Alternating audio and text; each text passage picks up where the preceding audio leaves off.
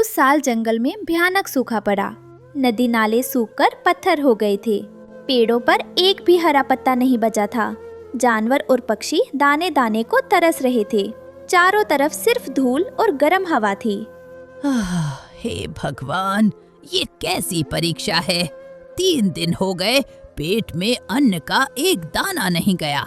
अगर ऐसा ही रहा तो हम सब खत्म हो जाएंगे। दूसरी तरफ कालू कौवे ने अपने पेड़ की खो में चुपके से ढेर सारा अनाज जमा कर रखा था। दोस्तों, ये रहे हमारी आज की वीडियो के प्यारे सब्सक्राइबर्स और फॉलोअर्स के नाम। वर्षा, प्रियंका गौतम, अलका सिंह, लोकेश, अंकिता खरवार। जो नहीं चुने गए, चिंता मत करो, अगली बार तुम भी बन सकते हो जंगल के सुपरस्टार। दोस्तों, अगर आप भी चाहते हैं मैं आपका नाम अपनी कहानी में लूं, तो देर किस बात की, जल्दी से कमेंट करके अपना नाम। ने जमा किए हुए भोजन को देखकर खुश हो रहा था। मैं कितना समझदार हूँ। मैंने पहले ही ये सब जमा कर लिया था। अब पूरा जंगल भूखा मरे, मुझे क्या। मैं तो मजे से खाऊंगा। ये सब मेरा है, सिर्फ मेरा। रानो चिड़िया के हालात बहुत बुरे थे। उसका सबसे छोटा बेटा कुकू भूख से बेहाल था। वो इतना कमजोर हो गया था कि अपनी गर्दन भी नहीं उठा पा रहा था। सब्र करो मेरे लाल, मैं अभी जाती हूँ। आज मैं खाली हाथ नहीं लौटूंगी। रानो ने तपती धूप में पूरा खेत छान मारा। उसने पत्थरों को पलटा, सूखी मिट्टी खोदी, लेकिन उसे अनाज तो दूर, घास का एक तिनका भी नहीं मिला। वो हताश होकर जमीन पर गिर पड़ी। हे धरती माँ, थोड़ा सा तो रहम करो, मेरे बच्चे मर जाएंगे।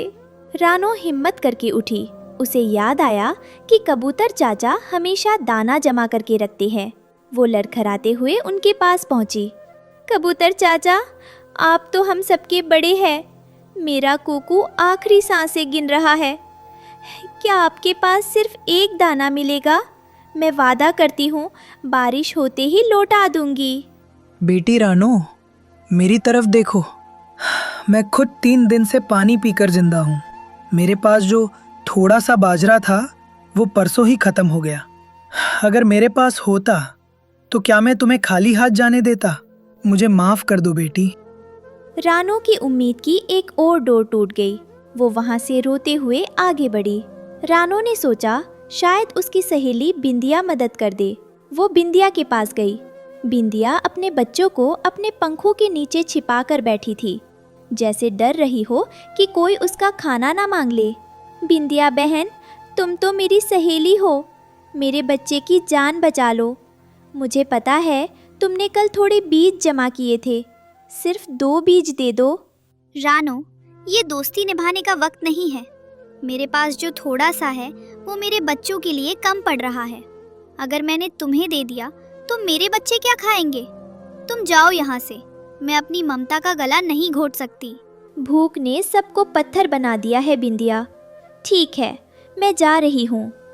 हार मानकर रानो कालू के पास गई। उसे शक था कि कालू के पास खाना हो सकता है। उसने कालू का दरवाज़ा खटखटाया। कालू भैया, कालू भैया, दरवाज़ा खोलिए। क्या है रानो, क्यों शोर मचा रही हो? रानो की हालत देखकर भी कालू का दिल नहीं पसीजा। रानो ने हाथ जोड़ लिए। कालू भैया, मेरा छोटा बेटा चिंटू भूख से तड़प रहा है। अगर उसे आज खाना नहीं मिला तो वो नहीं बचेगा। आपके पास अगर 2 दाने भी हों तो दे दीजिए। मैं जीवन भर आपका एहसान मानूंगी। अरे रानो, तुम क्या सोचती हो? मैं कोई राजा हूँ? मेरे पास खुद कुछ नहीं है। मैं तो हवा खाकर जिंदा हूँ। जाओ यहाँ से, मेरे पास कुछ नहीं है। खाली हाथ और टूटे दिल के साथ रानो घर लौटी। कुकू की सांसें अब बहुत धीमी चल रही थी। रानो ने उसे अपनी छाती से लगा लिया। सो जा मेरे लाल, सो जा। कल सुबह मैं तेरे लिए ढेर सारा खाना लाऊंगी। बस आज की रात हिम्मत मत हारना। माँ, कुकू भाई बोल क्यों नहीं रहे? रात को कालू अपने गोदाम में बैठकर मजे से गेहूं खा रहा था। बाहर से किसी के रोने की आवाज आ रही थी, लेकिन कालू ने अपने कान बंद कर लिए। ये रानो भी ना बस रोती रहती है। अगर मैंने उसे खाना दिया तो कल सब मांगने आ जाएंगे। मेरा पेट भरा रहना चाहिए, बाकी दुनिया जाए भार में। अगली सुबह सूरज निकला, लेकिन रानो के घोंसले में अंधेरा था। चिंटू का शरीर ठंडा पड़ चुका था। रानो पत्थर की मूरत बनकर बैठी थी। उसकी आंखों का पानी भी सूख गया था।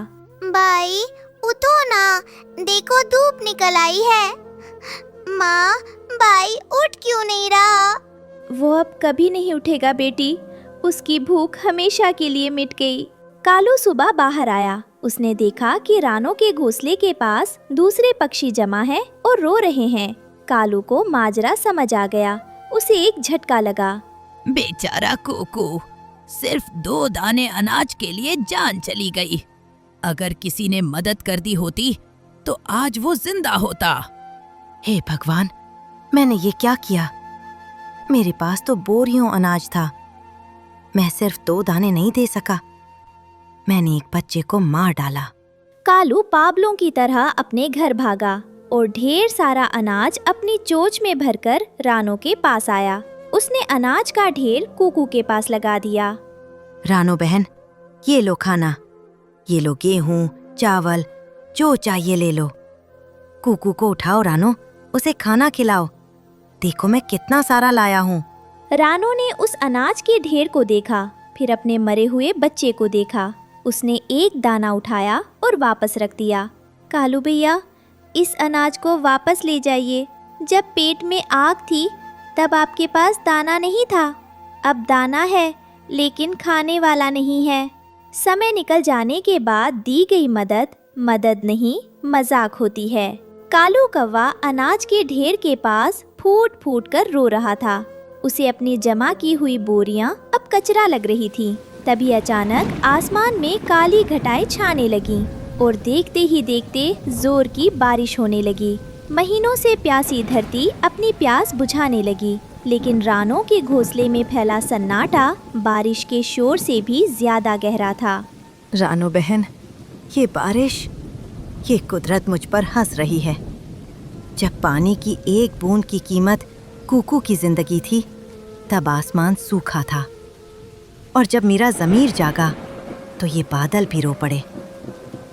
मुझे धिक्कारो रानो, मुझे श्राप दो, क्योंकि मेरी तिजोरी भरी थी और तुम्हारा आंगन खाली था।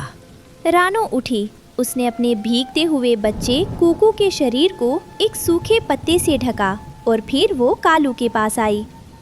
अगर सच में अपनी गलती सुधारना चाहते हैं तो ये अनाज मेरे पास मत बिखेरिए।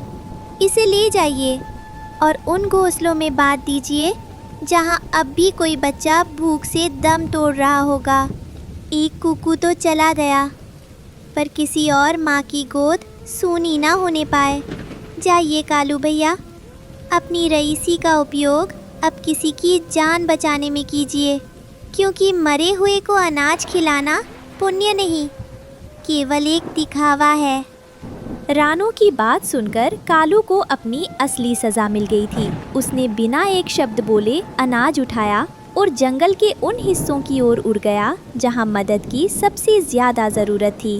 वो समझ गया था कि सही समय पर किया गया छोटा सा त्याग समय बीतने के बाद किए गए बड़े दान से श्रेष्ठ होता। लानो चिड़िया ने बहुत मेहनत करके एक केले का बगीचा लगाया था। हरे भरे पेड़ों पर पीले पके हुए केलों के गुच्छे लटक रहे थे। रानो अपनी बेटी गुड़िया के साथ वहाँ खड़ी थी। गुड़िया, देखो, मैंने और तुम्हारे पिताजी ने कितनी मेहनत की थी और ईश्वर ने हमारी सुन ली। इस बार केले की फसल सचमुच बहुत अच्छी हुई है, उम्मीद से भी ज्यादा अच्छी। अब हम इन सभी पके हुए केलों को तोड़कर सुरक्षित गोदाम में रखेंगे, ताकि सर्दियों के उन मुश्किल दिनों में जब जंगल में खाना मिलना बहुत मुश्किल हो जाता है, हम इन केलों को अपने गरीब और जरूरतमंद भाइयों और